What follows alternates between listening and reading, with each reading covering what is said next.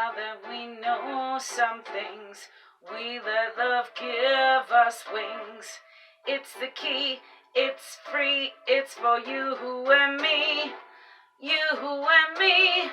So let's discover love's great wonder. Let's discover the spell we are under. Love.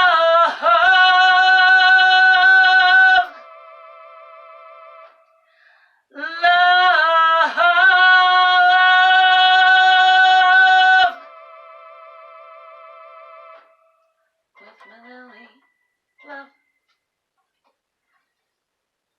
Hello. Welcome to the Love Show. I'm Merlin Mililli.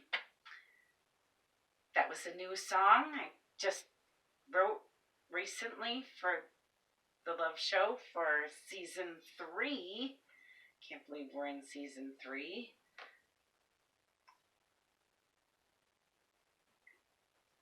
So this is our first episode of season 3, and today's show asks, is love the death of duty?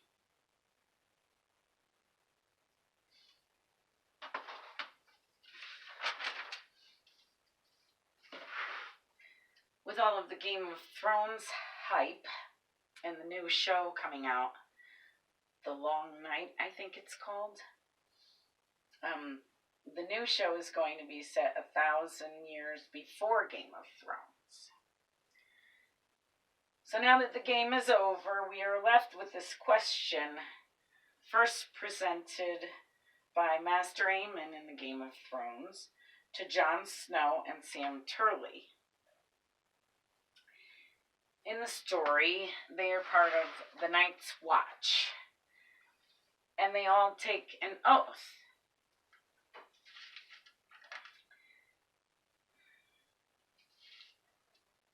Maybe it's the oath that's the death of duty. But Master Aemon tells the boys that love is the death of duty because it's the Night's Watch duty not to love, in a sense, and to keep their vows.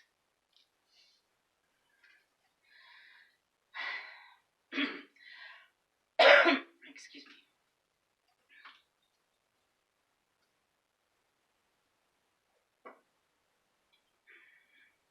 So their vows are, I'm going to read them. I just want to explain to the multiverse, I am not making this vow. I'm just reading it. It's fictitious. It's from the Game of Thrones. Hear my words. Bear witness to my vow.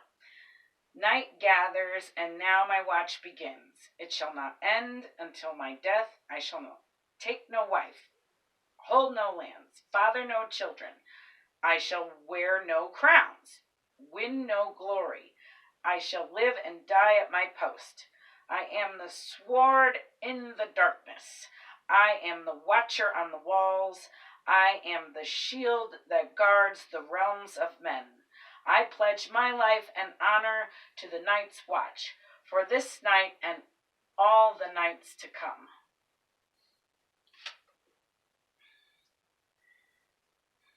Does it say do not love? Not literally. It doesn't really talk about love. It does say that they shall take no wife and father no children. But surely people can love without being married or biologically parenting.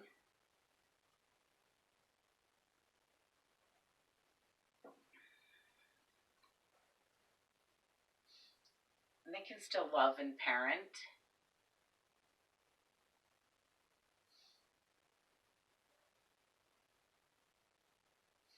Master Aemon told Sam that it was love, basically, was why he abandoned his watch at the top of the wall to come here. He was in the library where he encountered Master Aemon, and read about the horrible things that may have happened to the girl you love. And Sam said, I don't love her. And Master Aemon said, yes, you do. And Sam said, no, I don't love her. And Master Aemon said, yes, you do. And they had a little banter back and forth, which was kind of cute.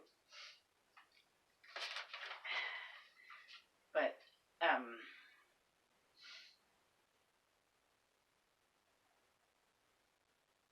I suppose it could have been love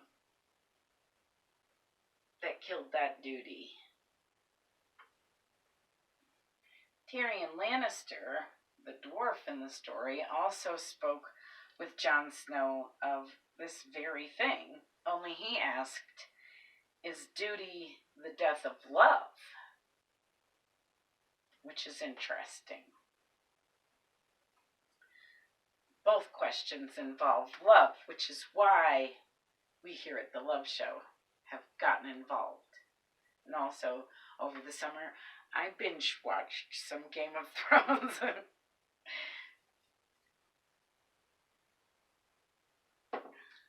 I really love dragons. And my son said, you have to watch it, Mom. It's about dragons. So I watched it. Maybe that's another love show. Do dragons love? I love dragons.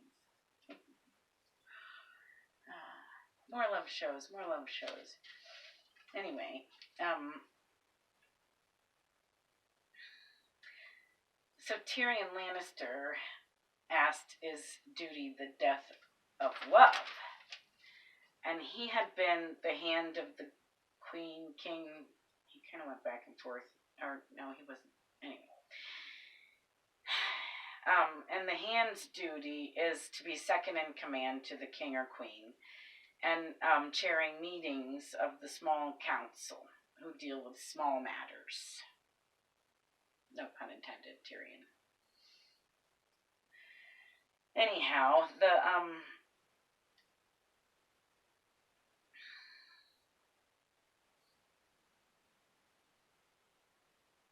the story sort of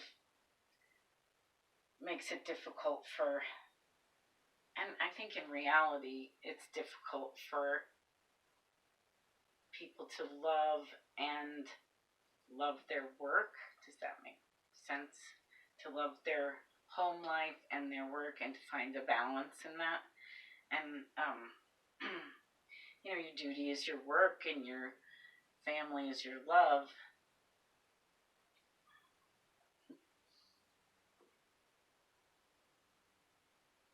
Some make it their duty to die for their love. It seems that some die for love. So if you make your duty to love, does it kill you?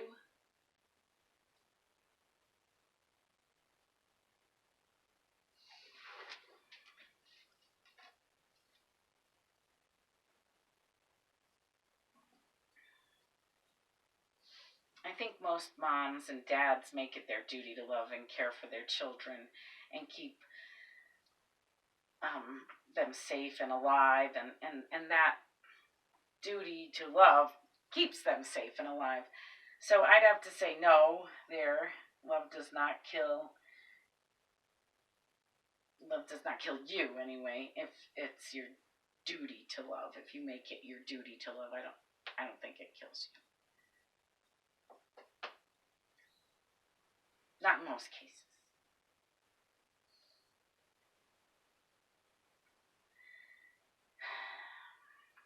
We proved in several other episodes in seasons 1 and 2 that we need love to survive. Most moms have the instinct to love young, even wolf moms. Many moms will nurse a baby even if it's not their species. Now that's a special kind of love.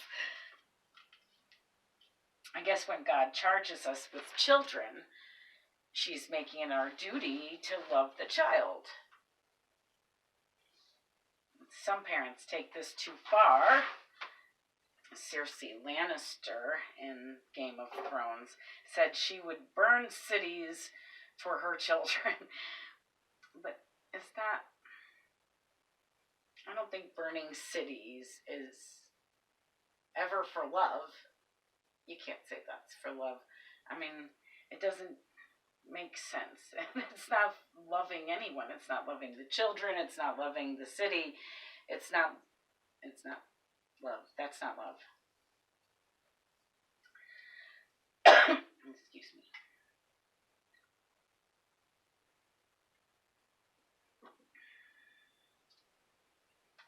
We have also done episodes that proved that love is not sex. And we have a new one coming up on the Greek word eros that we'll be asking, is love eros? So when I speak of loving a child, there is never sex involved. Children are not prepared for sex. They are underdeveloped. They should not be having sex. Those who love them do not have sex with them. So let's just throw that out there. It's my duty to love and protect children. It's my duty to love and protect children. That I vow. I have a soft spot for them. I'm a mom. Children are more real than adults. I like them. They're easier to read. Most adults have at least a few facades or agendas. And those facades and agendas are kind of in the way of who they really are. You know, kids are just like, this is me, take me or leave me. And I like that.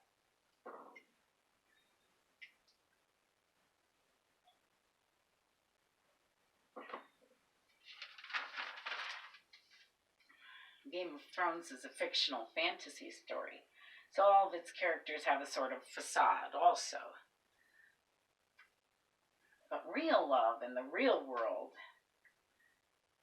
how does it act in war? When war and killing is your duty, can real love still exist in those places? I wrote about a couple for my Is There a War on Love episode in season 2. The couple met and dated and fell in love and married, all while both of them were war correspondents.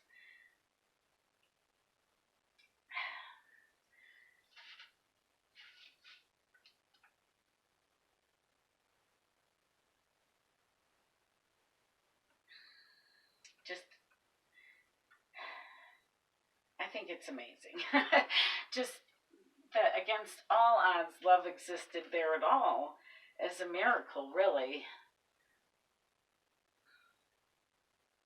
I said in the Is There a War on Love episode that we need love to heal from war. After war, we wouldn't heal without love. So war itself is not the death of love, and if one's duty is to love, well, then it can be the life of love.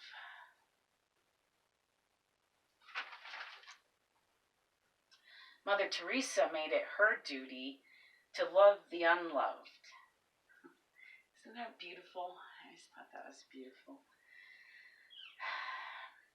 We did a whole episode on Mother Teresa in season 1. She was and is and will always be love. We decided here at the Love Show.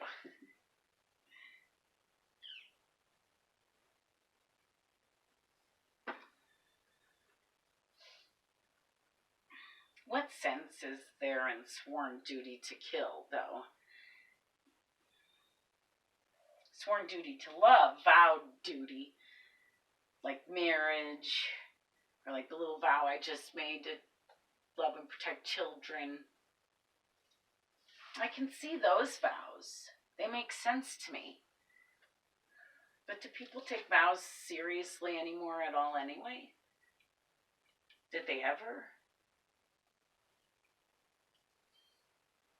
The boys at the wall on the Night's Watch didn't take their vows all that seriously.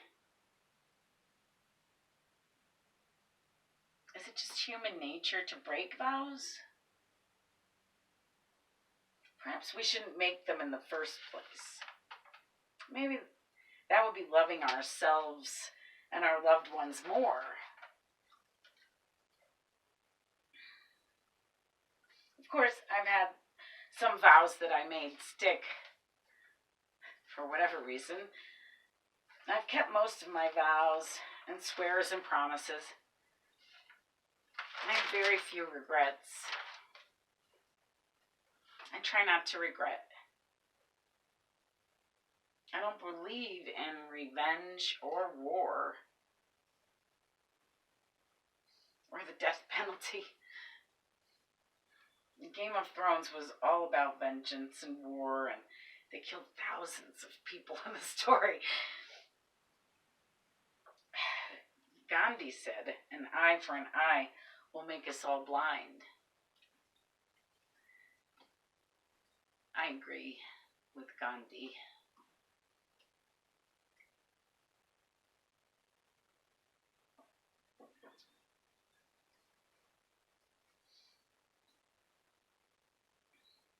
It made them all blind in Game of Thrones. Greed also seems to blind. I think greed is what blinded Cersei to think it was out of love that she would burn cities for her children. Again, how could that possibly help her, her children, or anyone? How does that help anything? Burning a whole city doesn't help anything. When she said cities, like she, was it a problem to take on more than one at a time, even? Her brother said, "The things I do for love," before his heinous act for Cersei. Did it for Cersei, but I don't think he did it for love.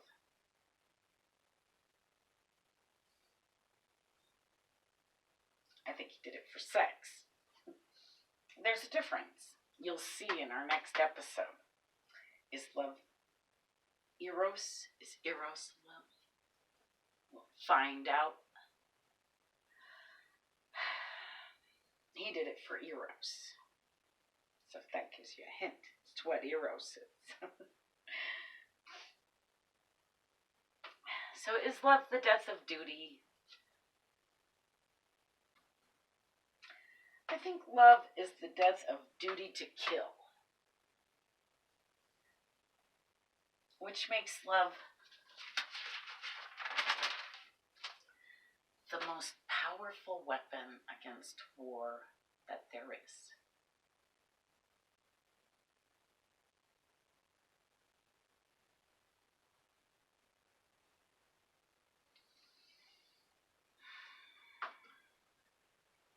So as we approach the 50th anniversary of Woodstock, remember, don't pray for peace necessarily, but pray for love.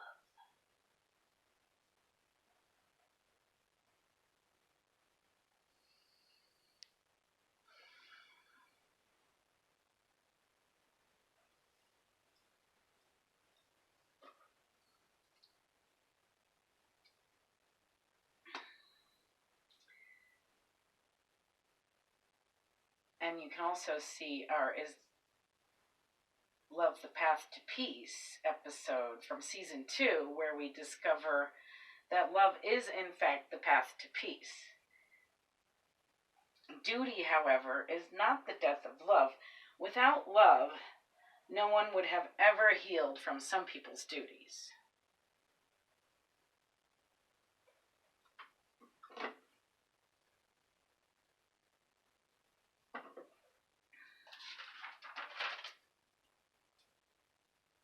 I don't feel duty is the death of love. I disagree with the dwarf. I suppose it all depends on where one's allegiances lie. But since my allegiances are with God and love and not vengeance or war, I feel I have a duty to love, I have a duty to music, I have a duty to art, but both music and art proved to be love anyway in seasons 1 and 2. Actually, I think both of those are in season 2. But is love music, is love art? We proved yes. In fact, it is. Give me something good and pure, and I can get behind that. What sense is there in nations and borders and patriotism? Do these divisions just make it someone's duty to kill someone else? When has that ever been a duty appointed by God? God gave us the 10 Commandments, which specifically state that it is our duty to abide by these rules, one of which is, thou shalt not kill. People say, but in war it's okay. I say no. God didn't say asterisk in war it's okay. God said thou shalt not kill. And I think God meant thou shalt not kill. No killing each other. I'm pretty sure thou shalt not kill meant all the time, not just when it suits you.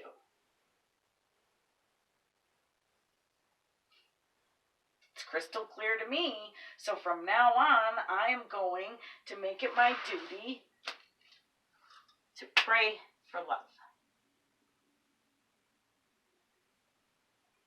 Won't you join me?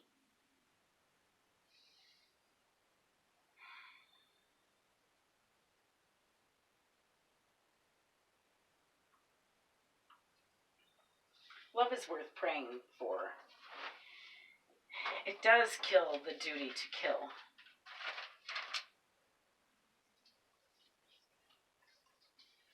And I don't believe that love is the death of duty.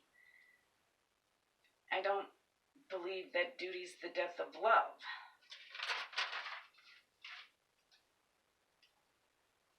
So I'm going to make it my duty to love and pray for more love. Love.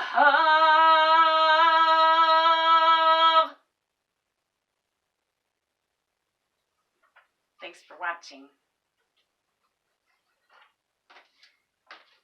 Get out there and love like it's your duty. I love you.